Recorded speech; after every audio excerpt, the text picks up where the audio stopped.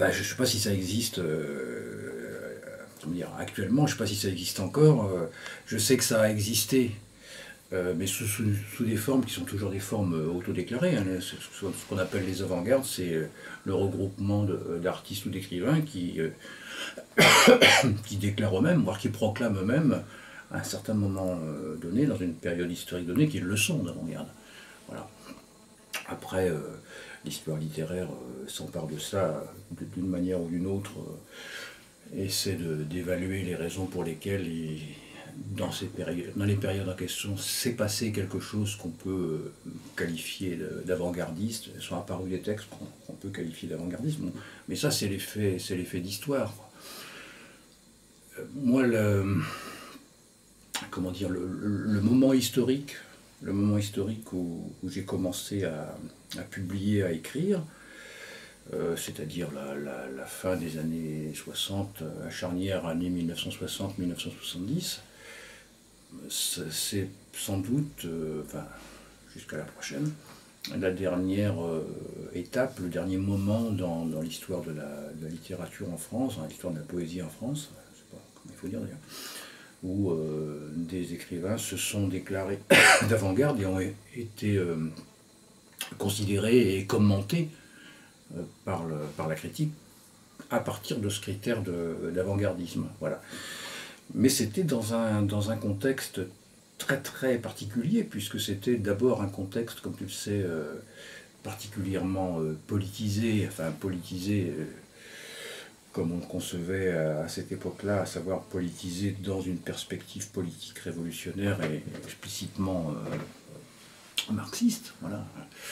Et avec comme préoccupation principale finalement des écrivains dont je parle, la question de savoir en quoi le travail de l'invention des formes en littérature, le travail de réinvention des formes en poésie, la fabrication du nouveau dans l'ordre de la littérature avait partie liée avec le rêve ou la volonté, pas seulement un rêve, hein, la volonté de transformation radicale sur le terrain du politique, comment ces choses-là s'articulaient. Voilà. Ce qui est, me semble-t-il encore, le caractère principal, voire le seul caractère toujours transhistorique de ce qu'on peut appeler les avant-gardes. C'était aussi le problème de l'avant-garde surréaliste en 1920-25, ça a été le problème des avant-gardismes futuristes dans les années 1910-1920, tant en Russie qu'en Italie hier. Voilà, ça a été la problématique aussi finalement de cette sorte d'avant-garde qu'était la poésie beatnik aux États-Unis à la fin des années 50, enfin à la moitié des années 50. Alors, en tout cas, pendant ce moment historique précis-là, les années 55, les années où Ginsberg écrit et publie Hall et Kadish. Voilà. Bon, ça, c'est ça la caractéristique, me semble-t-il. Alors, je le dis aussi parce que, par rapport à la question que tu me posais, depuis pas mal d'années maintenant, c'est-à-dire depuis, on peut dire, pratiquement une vingtaine d'années, on ne peut plus du tout, en France en tout cas, ailleurs je pense aussi, parler, enfin utiliser telle quelle la notion d'avant-garde quand on parle de littérature, y compris quand on parle de ces sortes de littérature qui proposent des objets étranges, expérimentaux, bizarres, qui ne se laissent pas déchiffrer a priori, qui éventuellement rebutent de par leur opacité ou leur excentricité, enfin tout ce qui relève de la littérature qu'on peut appeler inventive ou qu'on appelle quelquefois aussi expérimentale. Voilà. Dans les années dont je parlais tout à l'heure, la charnière 1960-1970, littérature expérimentale, littérature inventive et avant-gardisme, c'était la même chose en fait, avec des quantités de nuances d'un auteur à l'autre et d'un groupe littéraire à l'autre, mais c'était la même chose.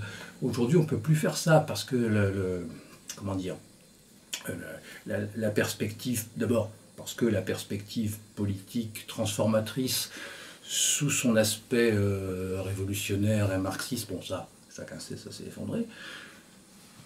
que donc une connexion possible entre le travail d'expérimentation rhétorique, verbale, formelle, d'une part, et la perspective de transformation politique, d'autre part, ne peut plus avoir lieu, pour cette simple raison d'abord.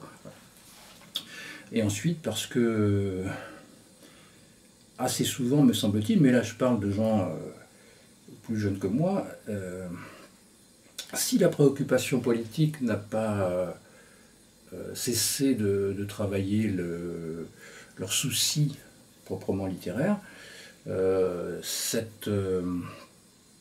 questionnement politique, cette préoccupation politique, cet intérêt pour le politique, voire pour l'effet, on va dire, civique d'une activité d'écriture, prend des formes qui n'ont plus rien à voir avec l'enthousiasme assez trompetteur, assez tambourineur, et d'un côté, d'autre part, théorisé à la façon des bulldozers, de ce qui se passait dans les avant-gardes. Je pense que quelqu'un comme Nathalie Quintane, aujourd'hui, par exemple, qui fait un travail d'expérimentation au sens le plus large du terme, c'est-à-dire qui invente des formes narratives et des formes de questionnement de ce que c'est qu'une opération de fiction, de façon très variée d'un livre à l'autre, et quelqu'un qui est aussi perpétuellement dans le souci du politique, dans le questionnement politique, dans l'inquiétude, alors au bon sens du terme inquiétude, dans l'inquiétude sur la signification et l'impact politique de ce qu'elle écrit.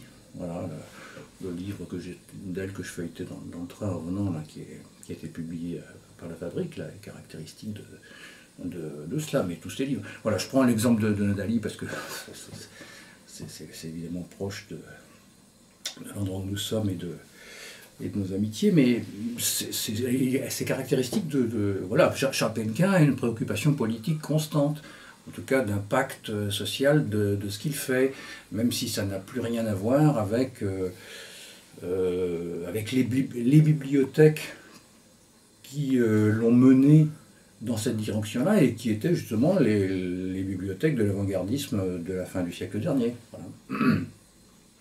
Enfin bref, tout ça pour dire que l'avant-gardisme, c'est un peu plus trop manié, quoi. On peut le manier rétrospectivement, on peut revenir sur des auteurs qui ont revendiqué ce label, sur des époques qui ont été travaillées par ce label, et faire un travail de réflexion sur ces époques et sur ces auteurs, et pour cela faire travailler la notion d'avant-gardisme, y compris pour la critiquer. Mais voilà, là on est dans l'ordre de la rétrospection, dans l'ordre de l'analyse, quoi. Pas dans l'ordre de l'invention. Personne aujourd'hui oserait, me semble-t-il, dire « je suis un écrivain d'avant-garde ». Quand j'avais 25 ans, moi, ça se disait sans ostentation. C'était signer l'appartenance à un camp. C'était pas une manifestation de narcissisme exacerbé.